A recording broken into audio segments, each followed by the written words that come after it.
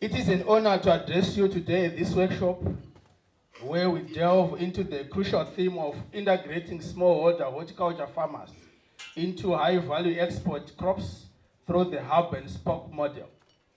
Through fostering collaborative partnerships and sustainable farming practices to achieve food security and economic prosperity in alignment with SDG 2, NDS 1, and the HRGP.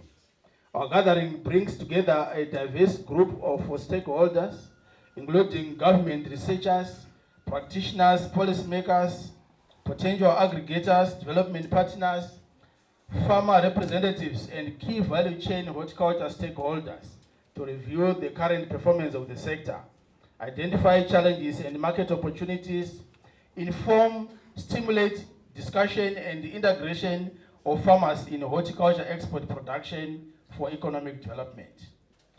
The meeting also shares with farmers existing and untapped opportunities within the African region under the African Continental Free Trade Area, Zimbabwe-China trade protocols, economic partnerships, agreements with the UK and EU, and other international agreements.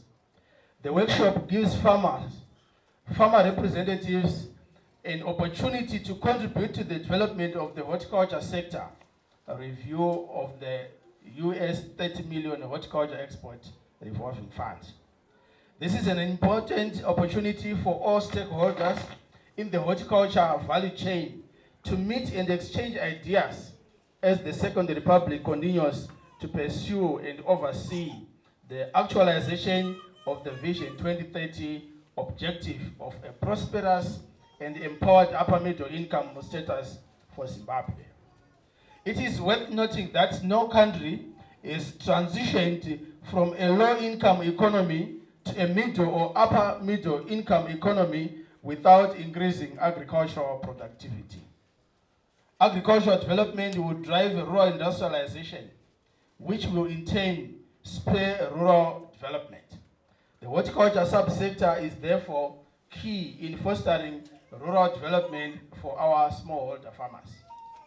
Horticulture is one of the key subsectors in the agriculture sector with potential for all year-round production across the country. At one point, it was the second largest foreign exchange earner after tobacco. Given its potential, horticulture could be one of the key drivers of the Zimbabwean economy in terms of foreign currency generation. Manicaland province is at the epicenter of horticulture production, owing to its diverse agro-ecological regions and natural endowments that allow for production of macadamia, tea, coffee, bananas, avocados, vegetables, and flowers for export. We have everything here. But when you talk of horticulture, you are touching the nerve center of the Manicalanders. We are known to produce special crops such as macadamia, tea, coffee, bananas, avocado, flowers, etc. These crops not only just end in our local markets, but are also exported to international markets.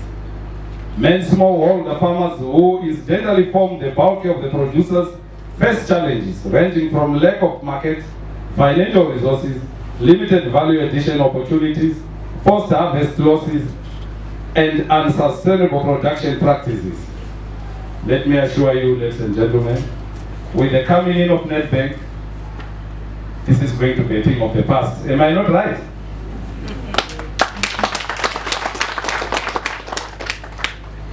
Today, the international markets are concerned with good agronomic practices in which they want to know the origin of a product, chemicals used in the production process, and whether the production methods are friendly to the environment.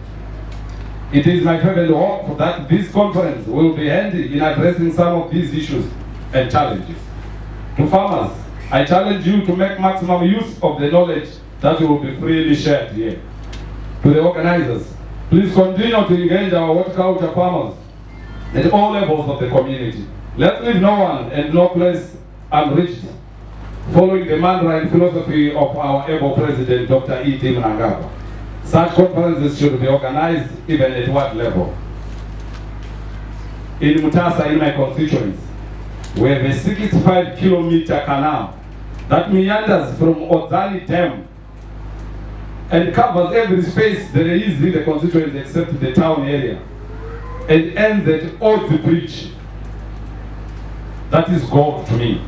I've told my people there that the gold that we have in Mutasa is not the real gold. It is the soils, the rains, and that canal.